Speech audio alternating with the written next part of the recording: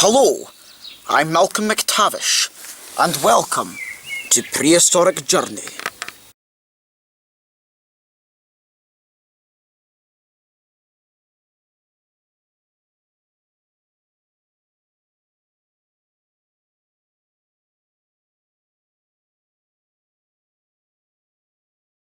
Hello, I am Malcolm McTavish, and on this first episode of Prehistoric Journey, we will be going back to the Jurassic, where we will be looking for the famous Allosaurus.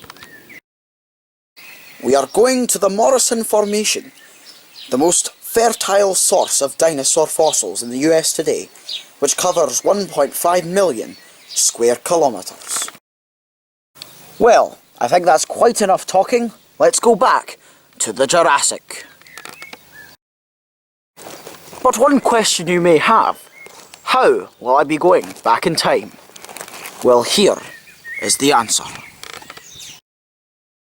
Ladies and gentlemen, this is what I like to call the H-23 Armadillo, an all-terrain vehicle used for travelling back in time.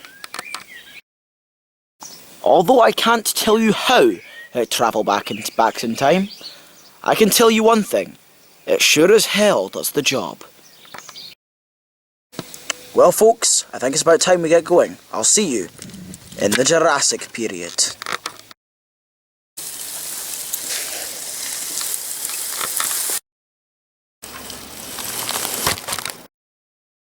Oh!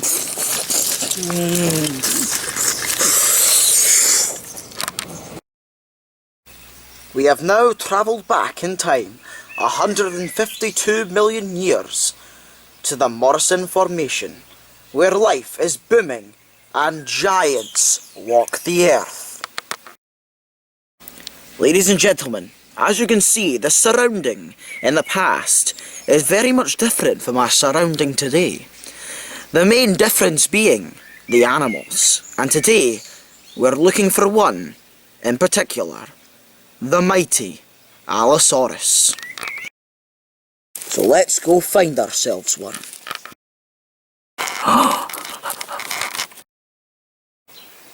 Look over there. It's a herd of Stegosaurus stenops.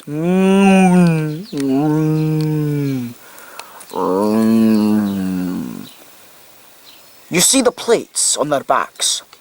There are theories saying that their primary function was for display, but they could have also been used for thermal regulation. Now we have no way to test if that's true, so all we can do is sit and watch these magnificent creatures.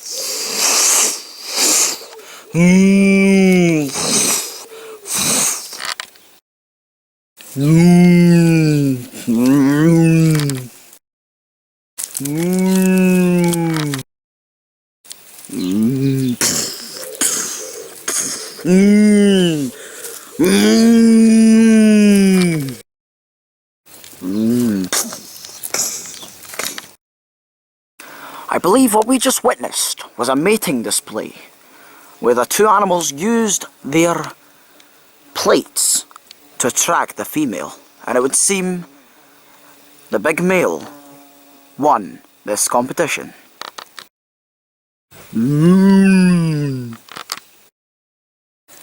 Beautiful creatures, aren't they? The way they elegantly swoosh their tails. I could watch them all day, but I'm not here for them, so let's continue. Let's carry on, men. I was walking on the woods in search for the Allosaur, and it didn't take me very long to get distracted again. I just heard a large noise, sounding like a tree falling, just over this rise. I'm going to check it out. It could be an Allosaurus. When I got to the rise, the animal was not an Allosaur, but something much bigger. Oh my god! Here we can see an Apatosaurus Ajax, first discovered by Nathaniel Charles Marsh in 1877, back when they thought this beauty lived in a swamp, dragging its tail behind him. Boy, were they wrong. Apatosaurus had a whip-like tail that it used for defence, and it seemed this one was threatened by something. Something's not right. He's swinging his tail. He feels threatened. Ah, over there. Over there, a Ceratosaurus lurks. It must be causing the Apatosaurus some stress.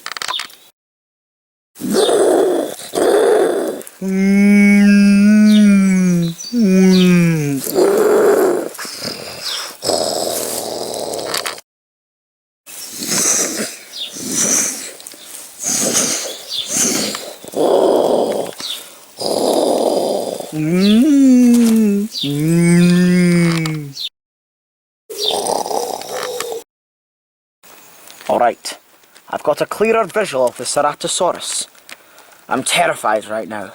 If he spots me, it's me that will be his next meal. Ceratosaurus was about 4 meters tall, or 13 feet, and they were 6 meters long, much smaller than their rivals, the allosaurs. However, their small, nimble body may have given them a slight advantage. Wow, she is gorgeous.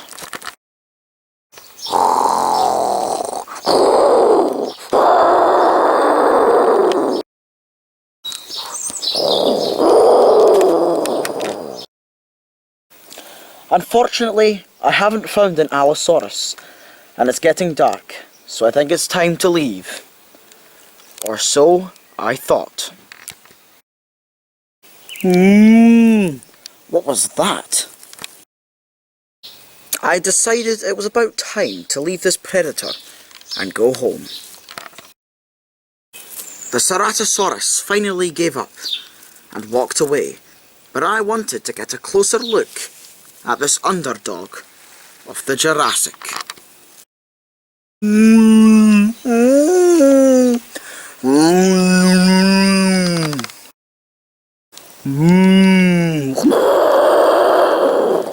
Now that's an Allosaurus. Looks like we're not done yet. I ran as fast as I could, and just as I guessed, there it was, an Allosaurus. It looks like we've walked in on a hunt. It's the Stegosaurus we saw earlier. However, it looks like he's in a bit of trouble.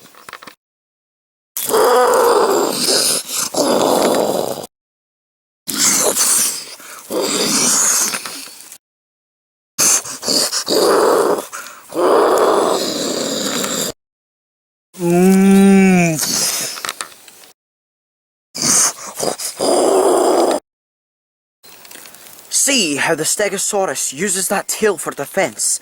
It'll only take one blow from those Thagomisers, and that Allosaur is history. It seems to be going well for the Stegosaur, until the Allosaurus' speed gets the better of it.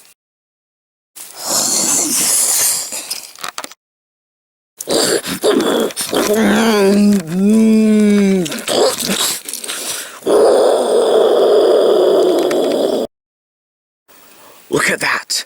One of the greatest predators of all time, and we just watched it in action.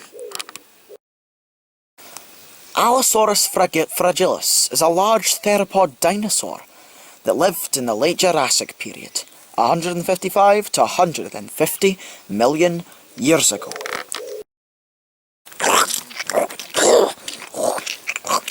It was 8.5 meters long, and it was balanced by a long, muscular tail. You can see why it was at the top of the food chain, with a diet consisting of ornithopods, stegosaurids, and even sauropods. Well, that was really something. but I think I'm ready to go back to the 21st century.